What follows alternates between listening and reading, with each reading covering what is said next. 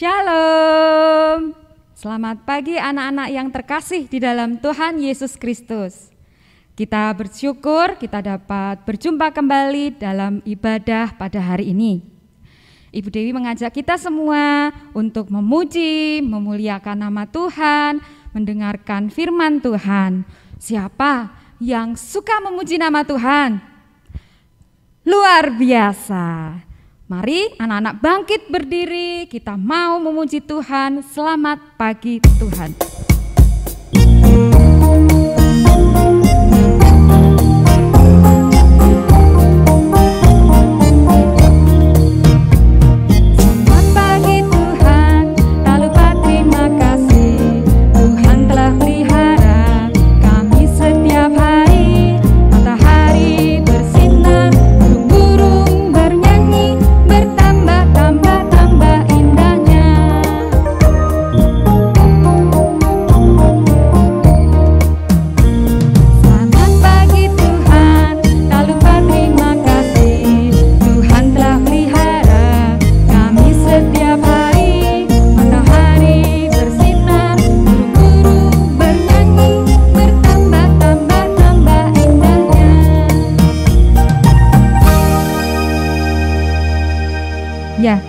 Selanjutnya kita akan datang kepada Tuhan dengan berdoa.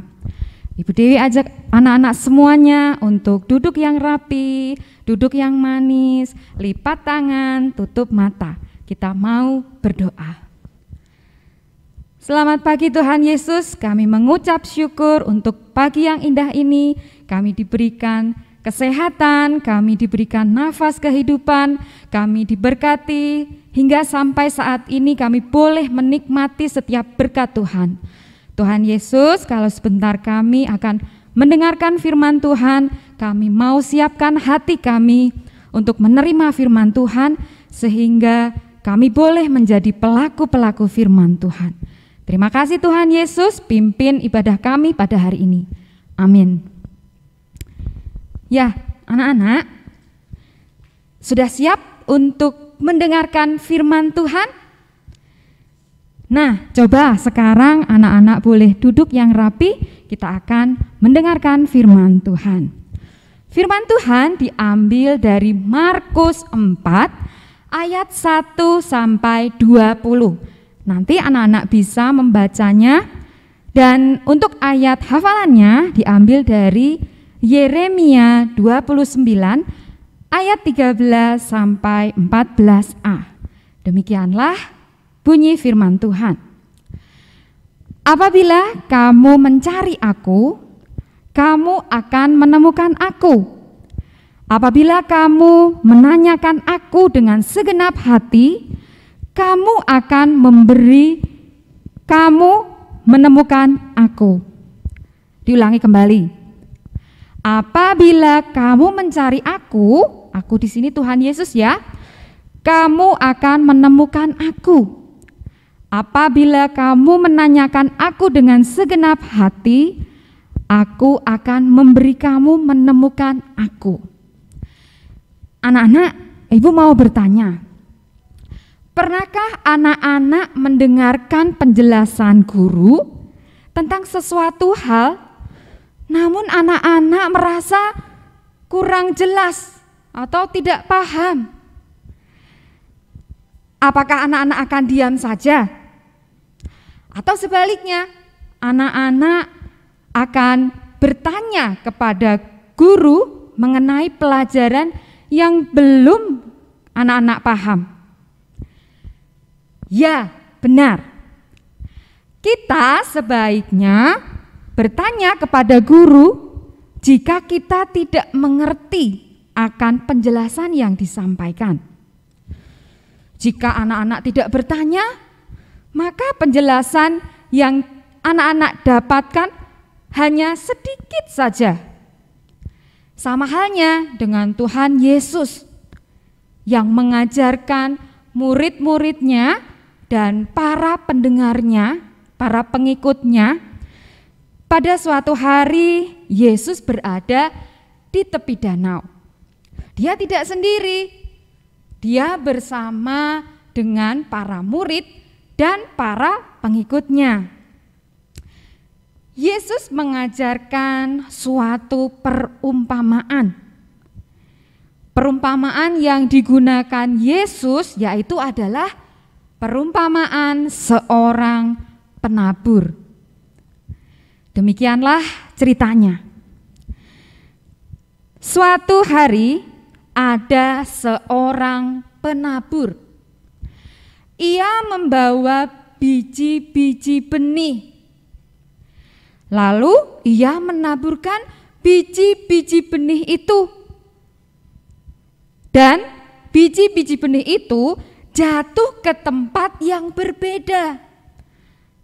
Ada biji benih yang jatuh di pinggir jalan.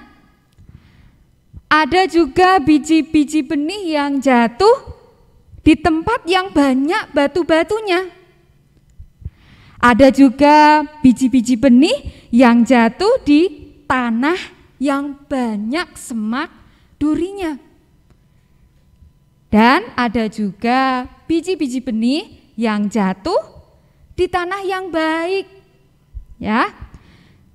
Lama-kelamaan biji itu mulai tumbuh. Dan di setiap tempat itu kondisinya tentu saja berbeda-beda. Benih yang jatuh di pinggir jalan ya dimakan oleh burung hingga habis dan tidak berbuah. Kemudian benih yang jatuh di tanah berbatu-batu yang tidak banyak tanahnya, ya benih itu tumbuh. Tetapi setelah matahari terbit, benih itu menjadi layu dan kering. Karena apa? Karena tidak berakar dan tidak menghasilkan buah. Lalu benih yang jatuh di semak duri itu juga tumbuh, tapi terhimpit oleh semak duri. Dan akhirnya tanaman itu mati dan tidak menghasilkan buah. Kemudian yang terakhir tadi benih yang jatuh di tanah subur atau jatuh di tanah yang baik. Ya, benih yang jatuh di tanah yang baik itu tumbuh dan menghasilkan buah yang banyak. Buahnya lezat, buahnya lebat. Murid-murid Yesus belum paham. Mereka belum mengerti apa maksud dari perumpamaan tadi. Ada murid yang diam saja walau tidak mengerti. Tetapi ada juga murid-murid yang bertanya ketika ia tidak paham mengenai perumpamaan tadi. Anak-anak, perumpamaan itu merupakan salah satu cara Tuhan untuk mengajarkan kepada para pendengarnya. Perumpamaan itu merupakan sebuah teka-teki. Siapa yang suka teka-teki? Nah, jadi teka-teki yang terdiri dari gambaran yang mengandung arti yang dalam. Ketika ada murid-murid yang bertanya, karena Tuhan Yesus kita Tuhan Yesus yang baik, Tuhan memberikan penjelasan, ya. Benih itu maksudnya adalah firman Tuhan. Sedangkan tanah itu maksudnya adalah kondisi hati kita. Benih yang jatuh di pinggir jalan adalah firman yang hanya didengar saja dan tidak memperhatikan firman itu. Lalu datang si jahat yang mengambil firman itu di hatinya. Lalu benih yang jatuh di tanah berbatu-batu adalah Firman yang hanya didengar saja dan tidak mempelajari firman itu. Lalu datanglah masalah yang menjauhkan firman itu di hatinya. Benih yang jatuh di semak duri adalah firman yang hanya didengar saja dan tidak mempercayai firman itu. Lalu datanglah kekhawatiran menutupi firman itu di hatinya. Sedangkan benih yang jatuh di tanah baik adalah firman yang didengar, firman yang dipelajari, firman Tuhan yang dilakukan. Nah, anak-anak, ketika murid-murid bertanya, maka Yesus memberikan penjelasan. Kalau seandainya murid-murid tidak bertanya, maka murid-murid kemungkinan tidak mendapatkan penjelasan yang baik. Mereka bisa saja mendengar pemberitaan Tuhan Yesus, namun tanpa memahaminya. Pertanyaannya, apa yang menyebabkan kadang-kadang kita malas untuk bertanya? Jawabannya, ada sebagian orang yang tidak mau bertanya karena merasa malu, merasa takut. Jangan-jangan pertanyaanku nanti tidak berkualitas, tidak bermutu. Yang ada nanti aku diejek atau bahkan ditertawakan. Ada juga orang yang malas bertanya karena merasa sudah paham atau menganggap itu tidak penting, ya. Anak-anak, beranilah bertanya seperti murid-murid Yesus. Kalau kita tidak bertanya ketika kita tidak mengerti, maka kita akan kehilangan kesempatan untuk mendapatkan informasi yang sebanyak-banyaknya. Ada kalanya kesempatan mendapatkan penjelasan itu tidak datang 2 kali loh. Jadi manfaatkan kesempatan yang ada untuk bertanya. Inti renungan kita pada hari ini adalah dengan kita bertanya, kita akan mendapatkan banyak hal yang berharga. Nah, anak-anak, setelah kalian mendengarkan firman Tuhan, tiba saatnya kita akan memberikan persembahan sebagai rasa ucapan syukur kita kepada Tuhan. Nah, untuk persembahan, anak-anak bisa menyimpannya terlebih dahulu di rumah kalian masing-masing. Anak-anak bisa menyimpannya di tempat yang kalian persiapkan. Bu Dewi punya contoh, ya. Contohnya, anak-anak bisa memasukkan di celengan seperti ini. Nah, nantinya kita akan bawa persembahan kita ini di waktu yang akan ditentukan. Jadi disimpan dulu ya. Ya, kita akan bersatu di dalam doa.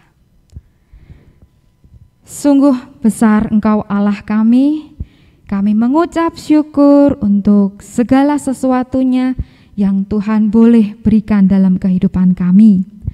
Kami bersyukur, kami boleh memuji Tuhan, kami boleh mendengarkan firman Tuhan, bahwa kami diajarkan untuk tidak malu-malu ketika bertanya, supaya kami lebih memahami tentang sesuatu hal. Tuhan, kami juga bersyukur untuk kedua orang tua kami yang bekerja, Kau yang memberikan kesehatan, kekuatan, sehingga mereka boleh membimbing kami. Berkati Bapak Ibu Guru kami di dalam mengajar kami. Kami serahkan doa kami ke dalam tangan kuasa-Mu. Hanya di dalam nama Tuhan Yesus. Amin.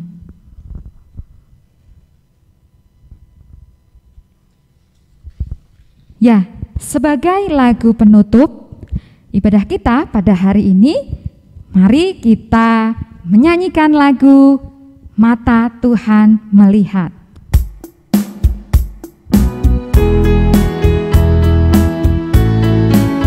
boleh bangkit berdiri ya.